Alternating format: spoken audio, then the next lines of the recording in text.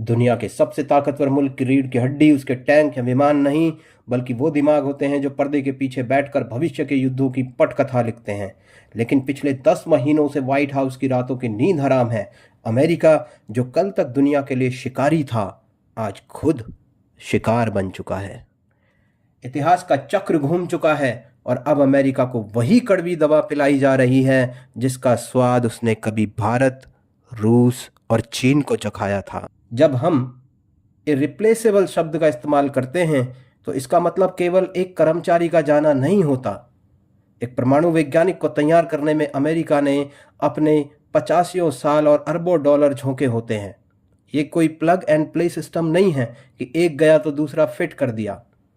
जब एक top generation missile expert गायब होता है ना, तो उसके साथ उस प्रोजेक्ट की दशकों की रिसर्च और सूक्ष्म बारीकियां भी दफन हो जाती हैं। अमेरिका की स्टेल्थ टेक्नोलॉजी और हाइपरसोनिक प्रोजेक्ट्स अब उस जहाज की तरह है जिसका कैप्टन बीच समंदर में गायब कर दिया गया हो। CIA और FBI नाम तो सुना ही होगा। जी हाँ, ये वही 3 अक्षर वाली संस्थाएं हैं जो दावा करती हैं कि वे दुनिया के किसी भी कोने में परिंदे के पर मारने की खबर रखती हैं।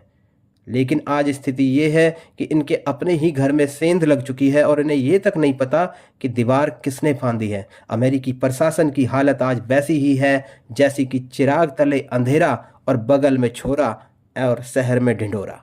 या फिर इसे अरबी की उस कहावत से समझिए, जज्जारु ला यरीफु मिन ऐना तैती अल रिह, मतलब कसाई को पता ही नहीं चलता कि हवा का रुख किधर से बदला और उसका चाकू कब मुड़ गया। अमेरिका दुनिया को लोकतंत्र और सुरक्षा का पाठ पढ़ाता रहा और यहाँ खुद उनके घर के शेर मेमने बनकर गायब हो रहे हैं। ये सिर्फ सुरक्षा में चूक नहीं, ये महाशक्ति के अहंकार की सरेआम नीलामी है। आधिकारिक आंकड़ों और कूटनीतिक गलियारों में एक ही नाम की गूंज है, बीजिंग बीजिंग। अगर आप गहराई से विश्लेषण करें तो पाएंगे रूस के पास अब वो स्लीपर सेल नेटवर्क नहीं बचा जो शीत युद्ध के दौरान हुआ करता था। लेकिन चीन की जो बीजी है ना, उन्होंने अमेरिका के भीतर एक ऐसा जाल बुना है जिसे इन्फिल्ट्रेशन थ्रू इंस्टीट्यूशंस कहा जाता है। यूनिवर्सिटी के लैब से लेकर रक्षा अनुबंधों तक चीनी जासूसों की मौजूदगी एक पुराने पेड़ में लगी उस दीमक की तरह है जो बाहर से तो पेड़ को हरा भरा दिखाती है लेकिन अंदर से उसे पूरा खा जाती है। इन हत्याओं और गायब होने का तरीका किसी हॉलीवुड की डार्क थ्रिलर से कम नहीं।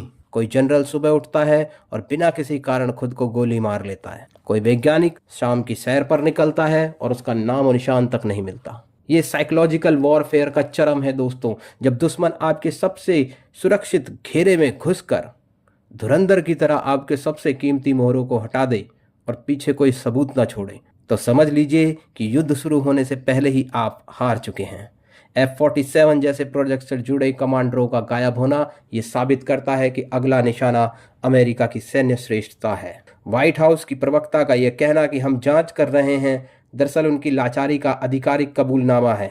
आने वाले समय में आप देखेंगे कि अमेरिका के कई महत्वाकांक्षी प्रोजेक्ट्स वर्षों के लिए टल जाएंगे।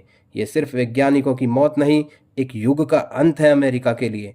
जिसे अमेरिका अपना रक्षा कवच समझता था, उसमें अब इतने छेद हो चुके हैं कि उसे रफू करना नामुमकिन है।